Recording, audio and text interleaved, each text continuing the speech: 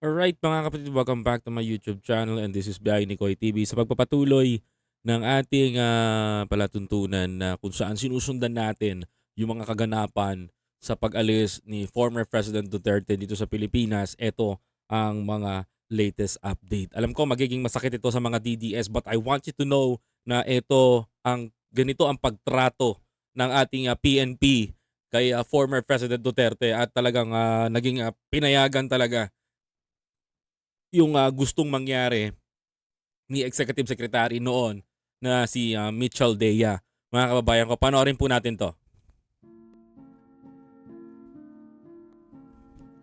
Ito yung aktual, mga kababayan ko, ng pagbaba ni former President Duterte doon sa bus, mga kababayan ko. Maraming mga nakikisimpati talaga, no? Nakita nyo doon yung spokesperson ng PNP and CIDG Chief Nicolas Torre. Grabe, no?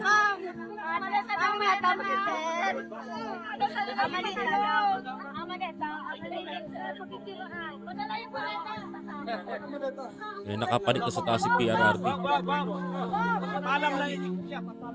Kung matatanong ninyo mga kababayan, kasama po dun yung asawa niya na si yung common law wife niya na si Hanret Abadsenya.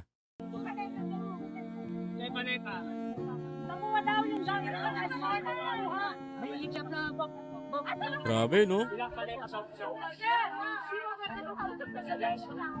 I just want to be clarify mga kababayan ko, yung ginamit mo na charter plane is galing po yan sa mga kababayan ko. Hindi po yan galing sa congressman. Wala pong katotohanan yun.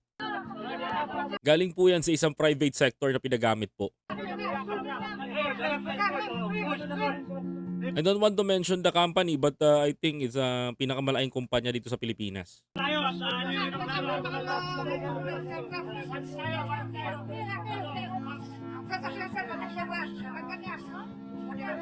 Yan, no?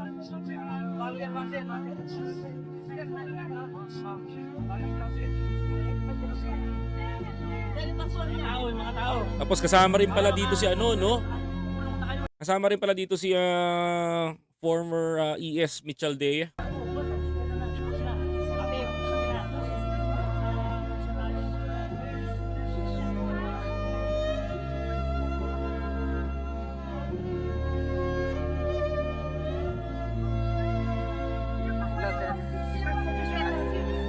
Yan, si Mitchell Dea.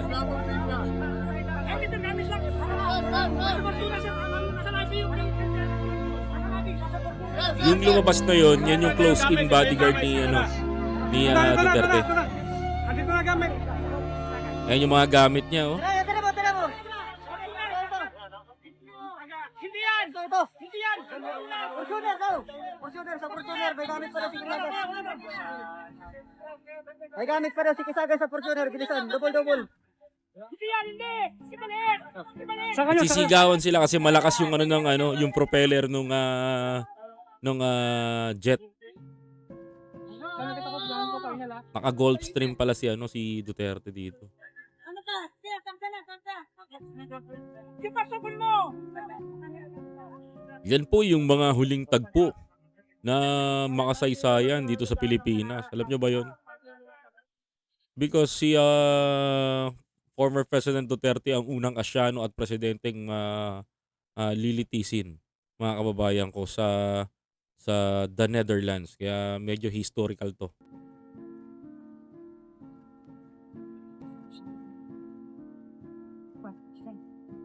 Nakikiusap pa si Mitchell Dea na pwedeng isama yung asawa niya but suddenly hindi talaga pumayag.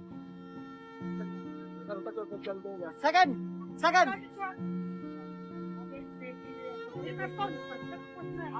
Pero mapapansin nyo po dito mga kababayan na kasama rin po yung ICC sa sumundo kay Duterte at pabalik din doon sa The Hague.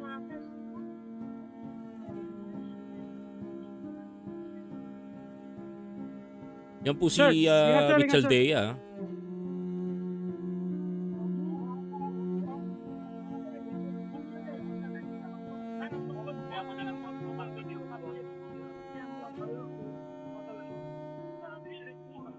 inescortan pa ni spokesperson ng PNP. Kasi sino kasama yung yan?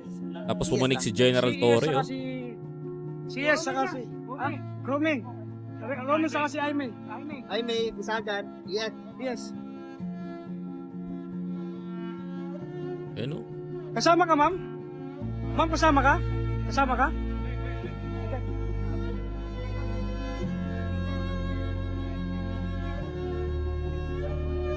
Nakakatuwa lang, no? Nakakatuwa lang, no? In the last minute, yung mga dati talagang kasama ni Duterte, talaga ang mga kasama pa rin niya. Sana all.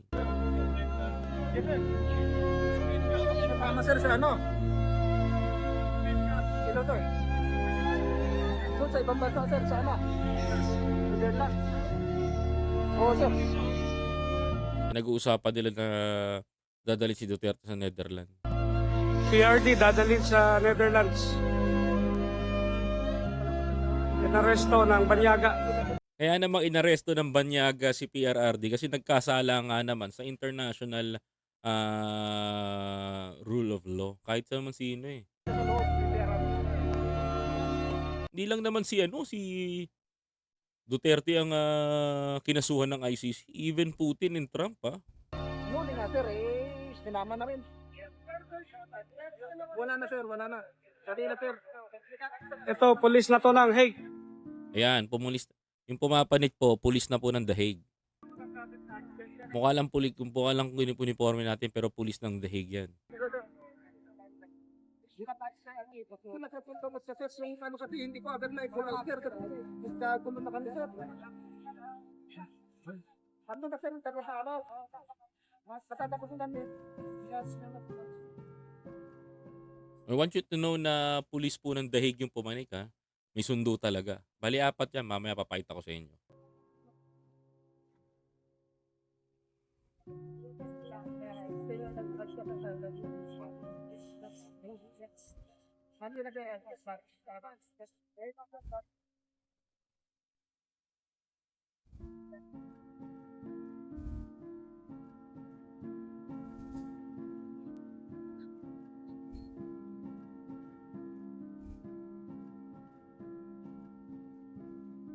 Grabe, oh.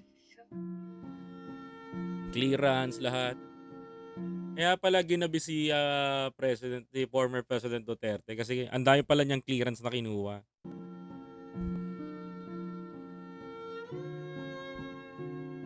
Bumaba na si General Torre.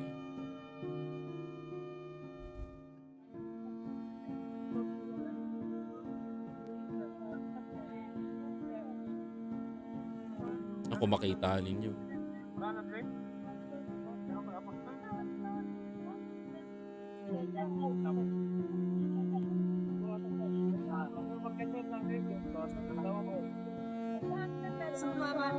Ayan, yung asawa ni Mitchell Dea.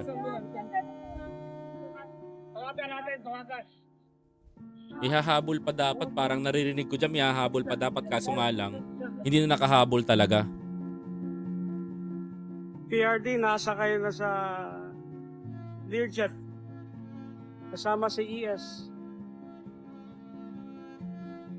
IAS police yun, ha?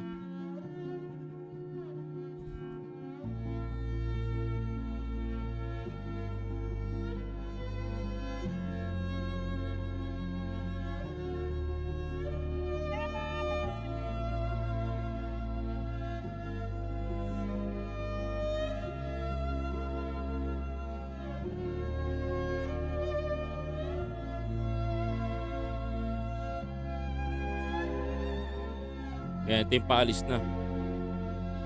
Mga kababayan.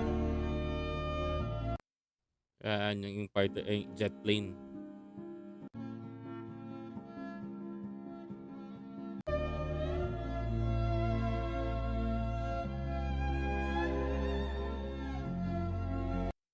Anyway, mga kababayan ko, no, yan ang gusto ko pakita sa inyo.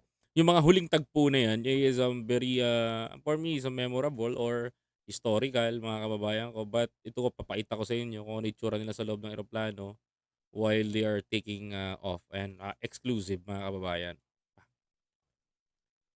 Tama si Mitchell Dea and the ICC, kung makita nyo, and nasa dalawang likod yung police ng ICC, and naka-black, and naka-white, and din yun. Nasa kasama ni dating Pangulong Duterte is yung kanyang asawa na si Hanireta Badsenya na nakaupo dito, and nasa left side si Mitchell Dea. Okay, mga kababayan ko, nakita natin yung historical na for the first time, mga kababayan ko, there is a first president na malilitis sa ICC, which is the former President Duterte. This is a biggest reminder, mga kababayan ko, na sa lahat, mga kababayan ko, na nobody is above the law. Although may mga magaganda siyang nagawa, pero mas malupit yung pagkakamali, mga kababayan ko, no? Sa lahat ng mga politiko, babala to sa inyo, kahit sa masusunod na magiging presidente. Meron pong ICC sa Pilipinas at hindi mawawala sa atin yun. Mga kababayan ko, pwedeng kasuhan ng international community kapag ganito ang ginawa nyo. Kaya to all the Filipinos who's watching right now, let's move on. Accept na yan ang sinapit ng former President Duterte. Ako po si Biyahe ni Koy TV. Maraming salamat po. Please don't forget to follow, like, and subscribe. Number 134 sa balota, ang bumbero ng Pilipinas. Maraming salamat po.